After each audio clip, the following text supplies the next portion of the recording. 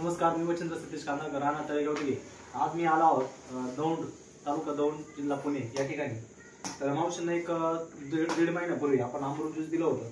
तर त्याचा जो रिझल्ट आलाय तो आपण मावशीकडून जाणून घेऊया. कशासाठी दिला आणि त्याचा जो रिझल्ट आहे तो कशाप्रमाणे आलाय तो आपण मावशीकडून जाणून घेऊया. सांगा मावशी, कसा रिझल्ट आला तुम्हाला? मला पित्त होत होतं. 8 दिवसाला मी दवाखान्यात ऍडमिट होत होते.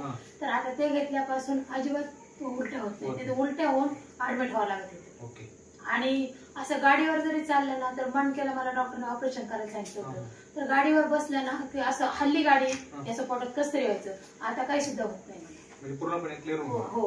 ऑपरेशन सांगितलं. ऑपरेशन सांगितलं. आणि तुम्ही दिल्लीमध्ये पण गेला होता? हो, पायी दिंडीत गेले. तर माझा पाय असा मुडपला होता. तर मी दवाखाना कुठं केला नाही, काय नाही, तसा पाय सुजले घेऊन वारी केली आणि तिथून येऊन हे औषध माझं चालूच होतं. हो, त्याच्यावर विश्वास ठेवून मला काही सुद्धा झालं. म्हणजे बघा मित्रांनो, आजींनी मावशींनी पूर्णपणे अमृत ज्यूसवर विश्वास ठेवला. पित्ताचा त्रास होता, उलट्या व्हायच्या, पूर्ण गोळ्या खात होत्या त्या. पण आता कुठली गोळी नाही, काय नाही. आणि मणक्याचा त्रास होता, गाडीवर जर चालले, गाडी जर आदळली पूर्णपणे त्यांना असं नको नको व्हायचं की काय करू काय नाही.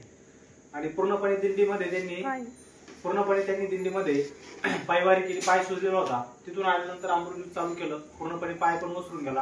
आता छान प्रकारे रिझल्ट मावशींना आलाय. तुम्ही पण वापरा, तुम्ही पण बरे व्हा. अमृत ज्यूस तुम्हाला नक्की बरं करेल. धन्यवाद.